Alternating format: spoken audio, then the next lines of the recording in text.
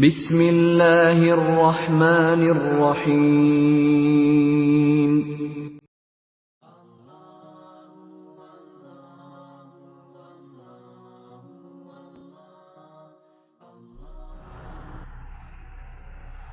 عبادہ بن صامت رضی اللہ تعالیٰ عنہ بدر کی لڑائی میں شریک تھے اور لیلۃ العقبہ کے 12 نقیبوں میں سے تھے۔ فرماتے ہیں کہ رسول اللہ صلی اللہ علیہ وسلم نے اس وقت جب آپ کے گرد صحابہ کی ایک جماعت بیٹھی ہوئی تھی فرمایا کہ مجھ سے بیعت کرو اس بات پر کہ اللہ کے ساتھ کسی کو شریک نہ کرو گے،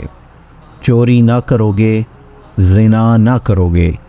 اپنی اولاد کو قتل نہ کرو گے،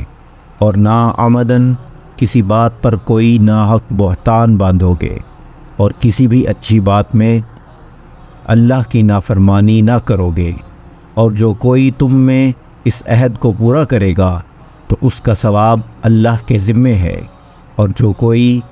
ان بری باتوں میں سے کسی کا ارتکاب کرے